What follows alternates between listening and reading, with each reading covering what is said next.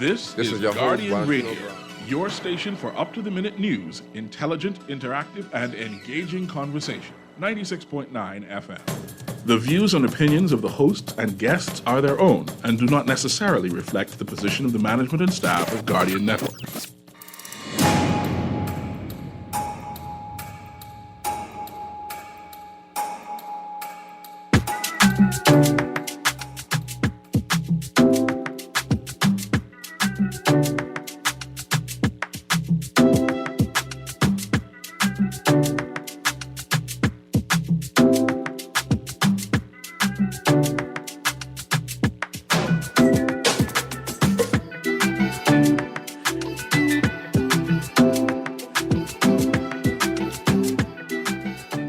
Good yawning this morning and welcome back to Guardian Radio 96.9 FM, your station for fresh news, smart talk all day. It is Monday, the 15th of May, 2023, and you're on the clock with Erin Greene. And if it's a Monday, that must mean it's a Why We Always Watching the Wrong Thing Monday.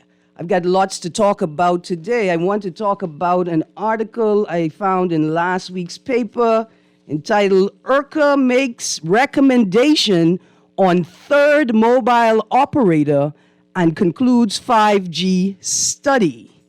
IRCA makes recommendation on third operator and concludes 5G study. But before we get there, why are we always watching the wrong thing? This morning on my way to work, I was profiled by two young, eager police officers. I don't think they did anything wrong. They were very professional. They looked smart and neat in their uniforms. They were alert and obviously on duty. But I wanted to ask them, why y'all always watching the wrong thing? I tell you what, anytime I decide to grow my locks, I get stopped and profiled by the police. And why I find this bothersome is because right near where they flagged me down, they were doing, I don't want to call it a roadblock because the law says that you need a reason for a roadblock and you need to be prepared to tell drivers why it is you're conducting a roadblock and why it is you're stopping them. You have to do those things when you have a roadblock. I don't think anybody was instructed or directed to do those things. So it couldn't have been a roadblock, but they was blocking the road. And right near where they were blocking the road, near there, slightly out of their view, I'll give them that, is a zone that has a high incidence of traffic infractions. A high incidence of traffic infractions. So I wondered, what were those officers sent there to watch? Because they was watching the wrong thing. Now, this little dialogue has inspired my drive, not just my drive into work this morning, but my experiences on the road over the last 2 weeks since I have been driving again. And I just want to say that there's something wrong with y'all. That sounds harsh, doesn't it? It sounds extremely harsh. Some people may even say, man, Erin, she's just rude sometimes. But let me tell you what is rudeness. Rudeness is barging your way into an intersection by turning right on red, even though there are cars obviously in the intersection. I witnessed another accident at that intersection, Mackey and Shirley Street, last week. The lights were flashing yellow. Nobody cared. You see how dangerous it is to not ensure clarity in the traffic controls? It's extremely dangerous, right? And I need us to understand that I'm not going to allow us to desensitize ourselves to this crisis. Last week we had an awful traffic fatality where a vehicle drove into the back of a truck on Milo Butler Highway. And I want to suggest to us that this is a crisis. We are totally out of control on the roadways. When commercial vehicles that can be easily identified are turning right on red on Mackey and Shirley Street, we have a massive crisis. See, we don't care about Bahamians. This is obvious. by the way that we drive, our lack of regard for the traffic controls, for pedestrians, for the disabled. We don't care about other Bahamians, but do we care about tourists? Do we really care about them? Do we care about our tourism industry? And why would we allow this situation to devolve in a major thoroughfare for tourist traffic? We have pedestrian traffic. We have ATV traffic, and we're still trying to determine the roadworthiness of ATV vehicles. We have tourists moving in jeeps. We have them in taxis. We have them in tour buses, and we have them in rental cars moving through that intersection constantly. Now, you see, I think a lot of us are thinking that I'm about to say, and killing a tourist in a traffic accident is the most detrimental thing you could do. No, that's not what it is. What it is Bahamians watching tourists get a slap on the wrist for activities that would ruin a Bahamian's life. That's what's detrimental, because that is a plantation. And I'm going to get going quickly. Back to traffic and roadworthiness. Last week, the Minister for Housing and Transport made a statement indicating they are preparing to introduce roadworthiness inspectors. I celebrated, because I, for one, have been calling for months for somebody to inspect the road for its worthiness. Like many of us Christians, we cry out to Jesus to prove our worthiness. The roads are not worthy. They're not worthy of tax collection. They're not worthy of our cars. They're not worthy of our feet. The roads are horrible. I would direct you to inspect the most recent patch jobs in the Eastern District of New Providence. Months ago, I told you I know they're going to break up very quickly because I witnessed the patches being put down. And alas, they're already crumbling, potholes returning to their former glory. Dear Minister and Cabinet, there are some very audacious things that you all have decided you all could say to us. But imagine, when you say you're going to get roadworthiness inspectors, it's not to determine the worthiness of the road and the quality of the road and our ability to drive on it. And it's not to determine the worthiness of the drivers and whether they are worthy, whether they should have the privilege of operating a motor vehicle on the public roads. It seems y'all just watching the wrong thing all the time. It's tax, tax, tax, and then throw in a police the Negroes, tax, police the Negroes, tax. If you focus on the worthiness of the road and the drivers, you will find that you come to a solution quicker than just watching taxes. You're just in the habit of watching the wrong thing. Text there. Good morning, Erin. Please tell the commissioner that we do welcome more police being seen, more visibility. Yes, I agree with you, because they don't have, see, mere visibility causes people to moderate their behavior. And if you remind those police officers that their role is to be visible, their presence should be a deterrent, and they're not there to police the Negroes and keep them in line, we would be all right. I say I got a phone and call. Let's go to the caller. Good morning, caller. You're on the clock. Good day, Universal Audio, Erin. Good morning, Bremen. How you doing? I'm right here holding. I'm in the struggle. We need justice, law, and order in the Bahamas here. Yes. But as you speak of recent road repairs, right? Mm-hmm. Mason's Edition they just was repairing Mason's Edition several months ago. Mm-hmm. Not even, I don't think it's 6 months completely yet. And you falling in hole, walking, you could break your ankle. Yeah. It seems as if as though they put sand in those holes which are on Mason's addition, especially the area roughly about 15 to about 15 feet off from East Street into Mason's addition. Okay. And I mean, it's just terrible. Thank you. So they need to really, come back and do the work in Again. a proper manner. Thank you, Brayman.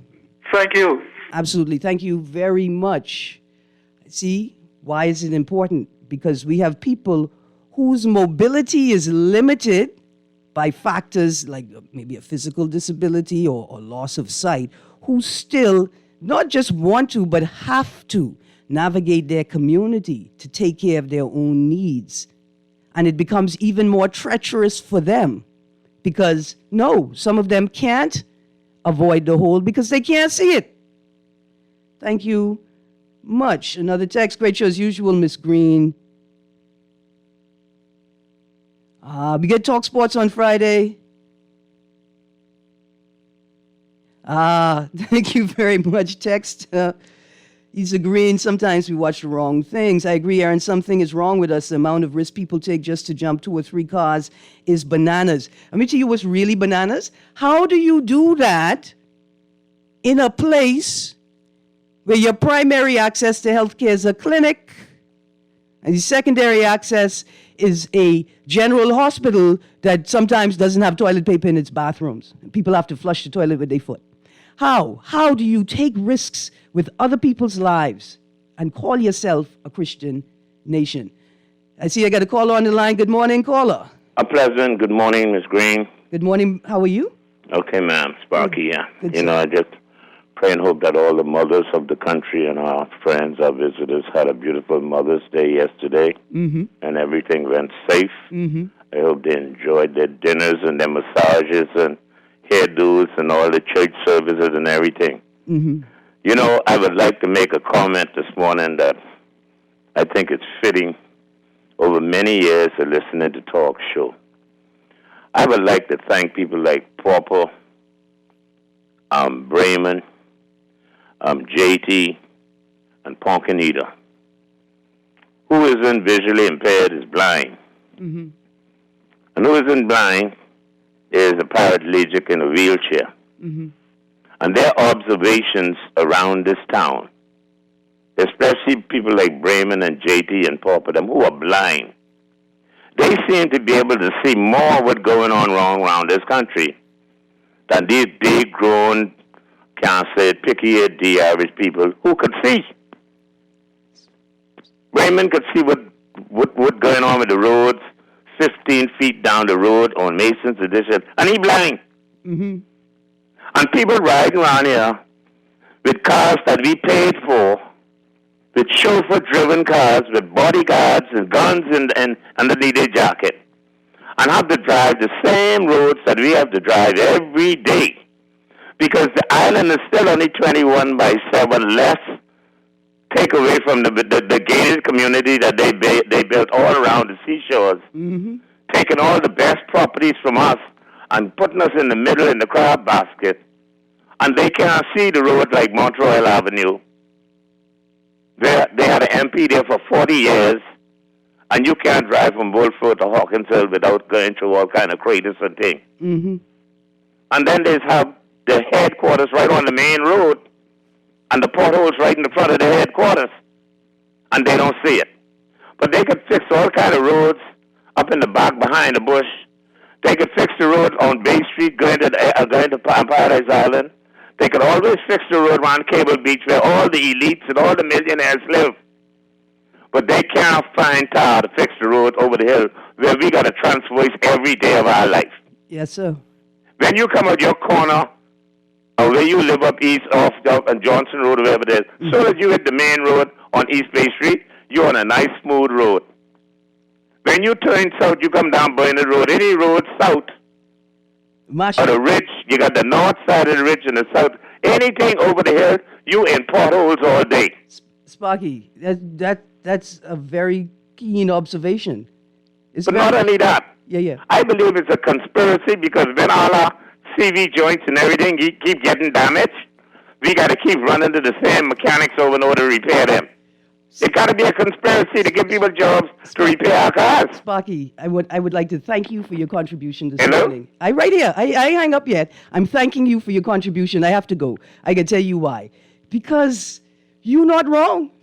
And I got excited, and I got to calm down. I got another caller, and I ain't even touched what I want to talk about yet. Good morning, caller. You're on the clock. Good morning. How are you? I'm good, thank you. How you do? I'd like to make 2 comments. Yes, sir. There was an accident with the police bus on Thursday or Wednesday, I think. Mm-hmm. And I haven't heard anything about that as yet. Them speeding up and down with these prisoners who don't have anywhere to go. Almost killed half of them, and I haven't heard anything about that. Okay. Next thing, to concur with Sparky, Cotto Avenue and Lincoln Boulevard, or Cotto Avenue, when you turn off of Lincoln Boulevard on the Cotto Avenue, it's like the road is crumpled. Like the tectonic plate. Yeah. Moved and crumpled the road. And that's been like that for years. And they went and paved Mother Pratt Street, and nothing was wrong with that. Straight to Robinson Road. Mm-hmm. So, why? And they go on when you go on the road, it feel like your rear end or engine is going to drop out. Yep. And they can't get around to that. And these fellas who fix the roads drive on it every day.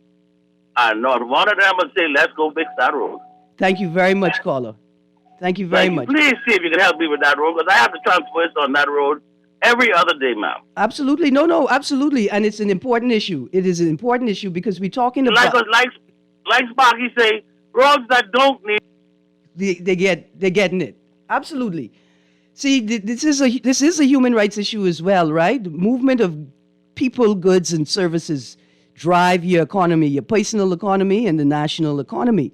If some people in some communities are hampered, they are unable to participate in commerce at the same rate as others because of the conditions of the infrastructure in their communities, they are being unfairly positioned, right? They're being disadvantaged in a space that they should have equal and equitable access to. These things are real things. Another thing, I annoy the life out of water and sewerage staff anytime I see them on the Eastern Foreshore, and I ask them this question. Have y'all considered the impact of seismic and increased seismic, or that's earthquake, activity in the region on the conditions of the roads and the infrastructure that houses your equipment? Is anybody doing it? Is anyone in government creating environmental impact assessments for the projects they're engaging in? Again, why are we always watching the wrong thing? It's not just the foreign projects that are supposed to have EIAs, the foreign direct investors. It's the local projects as well. And I tell you what, the reason why nobody gives two hoots about an EIA, whether it's somebody putting up a shack on their own property or a foreign direct investor, is because the government doesn't believe in the need and efficacy of EIAs. All right, I got another caller, then we're going to read these texts, and then I'm going to transition. Good morning, caller, you're on the clock. Good morning, Erin Greene. Good morning, how you do? Everything is well. I trust that you're doing well. Yes, sir. Also, 2 quick points here. In reference to the previous caller, you know, he is spot on with that question. We've been asking this for years now. With the proposal of the new construction at the prison site, is there any consideration for courts to be built onto that site so these prisoners could stop being transferred from Fox Hill all the way to Bank Lane and the rush hour traffic, 9 o'clock, forcing everybody on the side of the road for these vehicles to get through, and then at 5 o'clock the reverse happens to shuttle them back? Is there any consideration for a complex that would represent a magistrate or a Supreme Court on that site, saying that there is a proposal for buildings to be constructed on that site? That's one question that requires a sensible answer. Mm-hmm. The second part that I would like to also respond to, talking about the roads and these potholes. You know, I lived in the, like Sparky, you know, I've grown up in the area of Bar 20 and the Python Road Edition, and had to traverse with my parents these streets back and forth between Shirley Street and Bar 20. Here is the bone of contention I have. There are certain corridors that are main thoroughfares in these areas that for years have been falling into disrepair, but yet no attention, no true attention has been given. I'll give you an example. Mackey Street, a major thoroughfare, has not been paid for decades to improve the infrastructure. You have just a catastrophe, an accident waiting to happen. The narrowing of that corridor going up the hill from Rosetta Street, going up the hill. That part between Rosetta Street and on top of the hill is a catastrophe. It's a war zone. Potholes, road cracking, people ducking holes and cracks. I mean, it is totally ridiculous. And we talk about these things time immemorial, day by day on this radio. And yet we have to get a sensible report from the relevant agencies on what they intend to do with these roadways. Where's the report from these persons to say, here's the schedule that we have, or yes, we have considered, we have got complaints about these roads. Here's the list of the roadways that we intend to improve. Where are these people with our tax dollars? This is ridiculous. You may be paying all these taxes in the country and we cannot get sensible infrastructure put in place, but more response from the relevant agencies to report to the Bahamian people what they're doing. Absolutely. This is crazy. Absolutely. Let's fix the problem, Erin. That's all I'm saying. Thanks for taking my call. Man, absolutely. Thank you very much. And I guarantee you that if we can master traffic management, and road management, if we can master managing and moderating our behavior in a public space that we all share equally and equitably, if we can do that, then we can begin to master the management of our communities, and we can begin to master the management of our homes. We can begin to do all of that. Well, listen, when we get back from the break, I told you all I want to talk about this IRCA article, but we also have to talk about what it means to be in service of mothers. You're on the clock. Stay tuned. Guardian Radio 96.9 FM.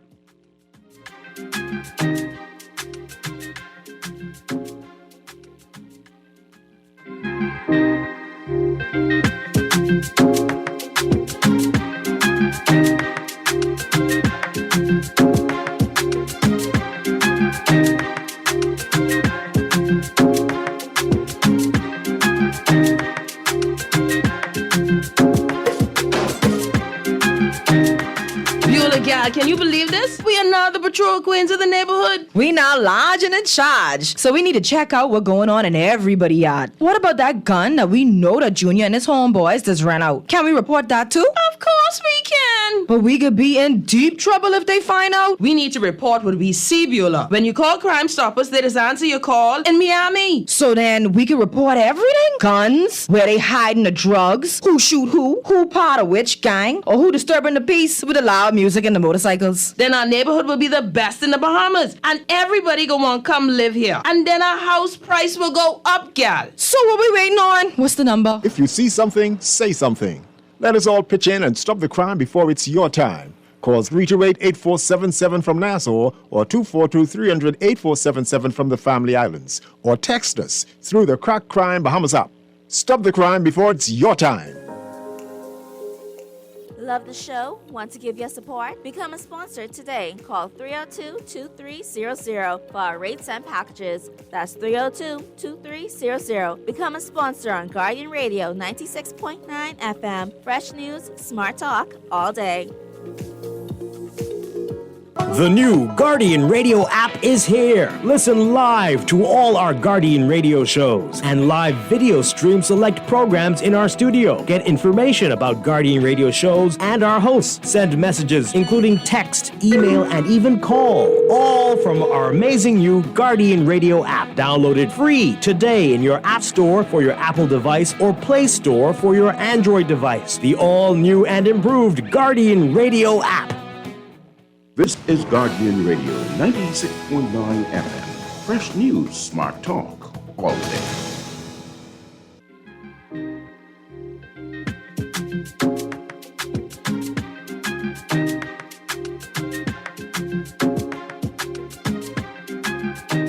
Good morning and welcome back to Guardian Radio 96.9 FM. You're on the clock on this Always Watching the Wrong Thing Monday. So I got a couple of things before we transition and these texts to our last caller. If you look at today's Tribune, top of the fold article, Monroe says new prison contract is FNM holdover. If you remember, the Minister of National Security had been, I wouldn't want to call it lobbying, but talking about the need for a new prison, asking for $40 million. And then most recently, the price tag increased to $90 million. And they said that the part of the reason why it increased was that they wanted to include a virtual court process in it, right? So I guess they want to establish a virtual court, which is a part of this, the need to move prisoners back and forth on a daily basis. But here's another thing to sort of bring some balance. I appreciate the need for speed, especially if you're coming up the Eastern Road. Let me tell you how easy it is to cause a roadblock and cause prisoners to escape and make their way quickly to the water's edge where a boat is waiting for them. Right? I don't know if we've noticed how we drive.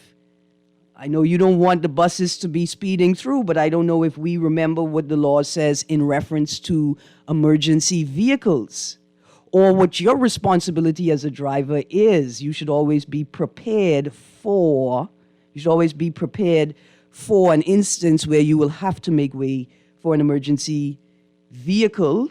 And I got to read this text again. To please tell the commissioner that we do welcome more police being seen, more visibility, yes. But could they get more traffic police, please? Sweat the small stuff, please. More traffic police, men visible and ticketing lawbreakers who make driving. Remember, we don't have a properly functioning public transportation system, but we have increasing numbers of people who need public transportation, like children whose parents don't have vehicles of their own, and the elderly who should not be driving. Yeah? All right. I got a caller on the line. Good morning, caller. You are on the clock. Erin, good morning again. Yes, sir. Usually I don't call shows twice, No problem. especially in the road, the same show. But I thank you for the information you provided just now based on the question with the prison. But here's another question that needs an answer. If we're going to do virtual court, okay? Yeah. Who are going to be? Who is going to be the magistrate or the judges on these cases assigned to this virtual court? Firstly, secondly, if it is a case where it's a jury that's going to be a part of this process. Yeah. How is that part going to be set up? You know, we're building the infrastructure, but we'd like to know when the infrastructure is also built, how are we going to manage the infrastructure? How are these things going to come into play? Have they been thought about as the process building the infrastructure or putting the infrastructure in place? Have these thoughts been put in place where not when the structure is built, then we are thinking about these things, or are they being incorporated right at this particular moment? That as the process continues, we'll have, depending upon the type of courts that's going to be at the prison, seeing that it's virtual. And secondly, how is the jury going to be assembled and how that is going to come about as we continue forward? These are the relevant questions we need to be asked while this process, one of many processes, are continuing in our country and towards future growth. Thanks for taking my call again, and I'll continue to listen. Absolutely. And we shouldn't have to beg for this information, and we shouldn't have to be made to feel as if somehow we are frustrating the state by asking for this information.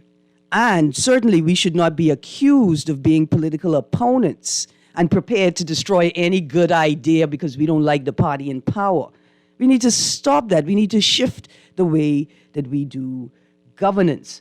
Okay. In service of mothers, I want to thank Sparky for calling in and giving a lovely Mother's Day greeting. We all celebrate Mother's Day in different ways. I think the best way to celebrate mothers is to continuously work to not only create, but also to create an environment where they can fulfill their dreams and desires for themselves, their children, and others. We create this environment with law and policy and community and culture, right? And so I appreciate, I don't ever want to put a damper on how people celebrate their lives and moments in their lives. That's not my job. But I want to suggest that we can also celebrate mothers by working on the issues that are important to mothers, which are eradicating violence in interpersonal, familial, community, and workplaces, safe and affordable housing, including temporary and emergency options, safe and affordable education, including care services for children, young people, and students, and accessible state, civil society, and community programming and benefits, right? And I think others across the Bahamas and across the globe are concerned about, even if only for themselves, even if in the most selfish way, these are issues that mothers think about and expect us to be working on. And so, producer, is anyone in the Zoom room? All right. I was hoping to have a guest pop in for a moment, but it's okay if they don't, because I can make this just a quick announcement. Two-Face, Gender Equality in the Bahamas, a documentary spotlighting the oftentimes taboo topic of gender inequality in the Bahamas, is produced by Erica Mariah James, PhD, Marion Bethel Sayers, Patrice Thompson, Alicia Wallace, and Gina Rogers Seeley. So the documentary has 7 additional screenings. If you miss the sneak peek at the Island House Film Festival, or you miss the premiere at Fusion Superplex, there are now 7 additional screenings. I'm going to share them with you quickly. At the Island House this upcoming weekend, you can watch the documentary on Saturday, that's the 20th of May at 6 p.m., or Sunday, the 21st of May at 3 p.m. and 6 p.m. If you're on the eastern end of the island, Four Walls Squash and Social Club hosting and screening the film at 7 p.m., Sunday the 21st at 2 p.m., and Wednesday the 24th at 7 p.m., and the Regency Theater in Freeport, Grand Bahama, is hosting the Grand Bahama premiere on Saturday, the 20th of May at 7:30 p.m. The Regency Theater event in Grand Bahama will have a question and answer session at the end. Four Walls Squash and Social Club will feature happy hours on the I think on the Saturday and Wednesday, and the Island House Theater is also featuring other wonderful films that you may be able to take advantage of while you are at the theater. And maybe we get a little bit more time to talk about it, but I wanted to sort of place this discussion right after Mother's Day because eradicating violence in interpersonal relationships, familial relationships, community relationships, and in the workplace is of utmost importance to mothers and the people who love mothers, like fathers and cousins.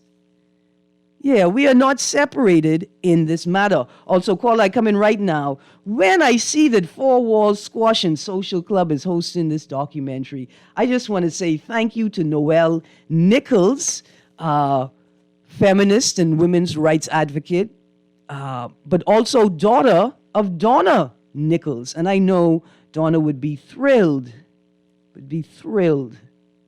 that, Noelle, you've made a space for this documentary, because it's all about the work that you do as well, and the work that your mother dedicated her life to before her unfortunate passing.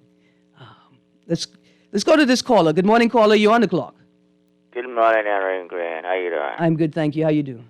I'm doing well. Happy post Mother's Day. Yes, sir. And I thank Sparky for the compliment he gave to me, Papa, and others who started this talk show venture. They call it the Chronic Calls. Mm-hmm. Right. But it was a telecommunication company you didn't get to mention. Okay, well, let me get into eager and curious.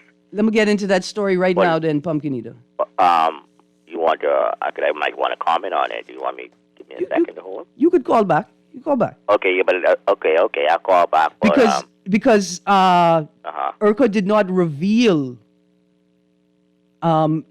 any of the recommendations, at least from the article, right? It says IRCA has made a recommendation to the government on the feasibility of a third mode. Reveal that recommendation in its. I know there's a satellite company called Satellite Company. Man, let me tell the story. Okay, tell us. I gotta hang it at you. Yeah. Thank you. Call back. Absolutely. Thank you. At the request of Pumpkin Eater, let us get into the story. IRCA makes recommendation on third mobile operator, concludes 5G study. This article is in The Guardian. It is dated the 1st of May 23. IRCA's made a recommendation to the government on the feasibility of a third mobile operator in the Bahamas, but did not reveal that recommendation in its just released 2022 annual report and 2023 annual plan. IRCA also revealed that it completed its assessment on the uses for advanced connectivity, 5G, and intends to release the details of its survey of the electronic communications sector in the coming weeks. Quote, as set out in the electronic communications sector policy, the government of the Bahamas will consider whether further liberalization of the mobile telephone market should be undertaken in the form of a third mobile operator. The policy requires that IRCA provide advice and recommendations to the government on this matter's feasibility and market analysis to support any recommendations made. IRCA completed its assessment of the feasibility of a third mobile operator in 2022 and provided recommendations to the government of the Bahamas in the first semester of 2023.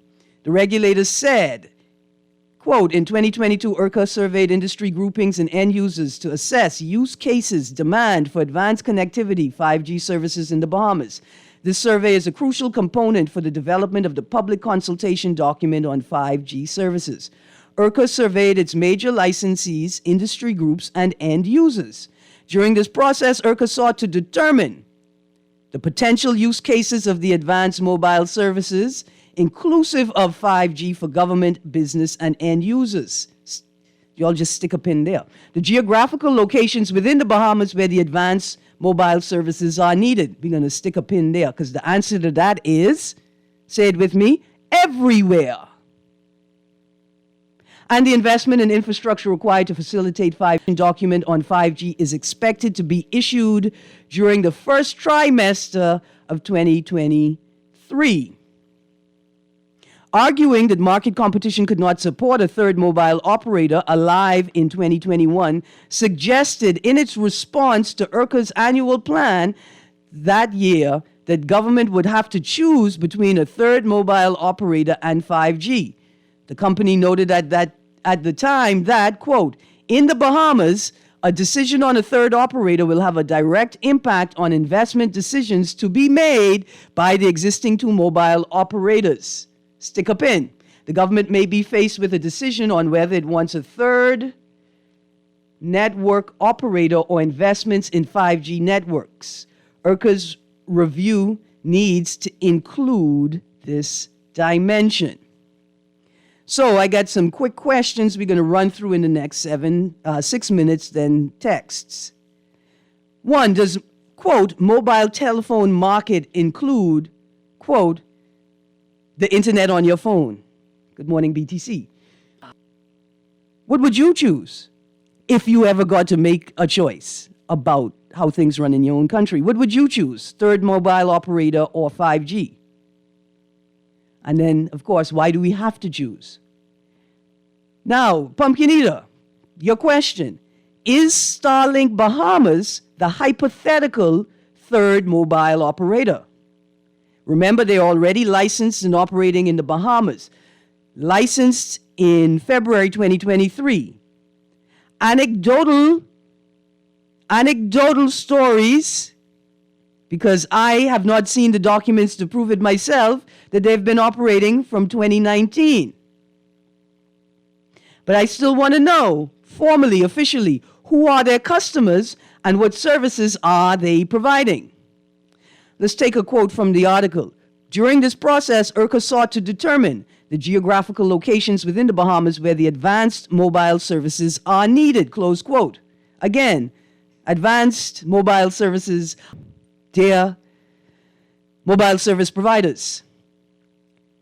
But this idea that IRCA is going to determine the geographical locations within the Bahamas where the advanced mobile services are needed suggests that we need legislation to guarantee net neutrality and to entrench a commitment to equal and equitable access to the internet in this tourism-driven archipelago. Question: do you think the government should enable services that are primarily or solely aimed at rich foreigners?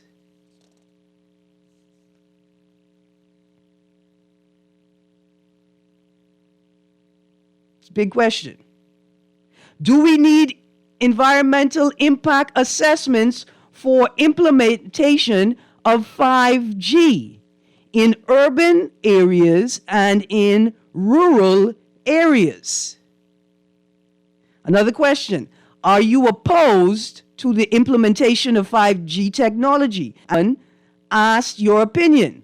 Have you could text me, have you participated in any of said surveys? And if you can, tell me what were the questions you were asked. Now, I'm going to read some quotes from two articles. One, Starlink, a new chapter for connectivity in the Bahamas, from a website called ts2.space, dated the 20th of April 23. Two, Starlink for the Bahamas 2022-23 question mark,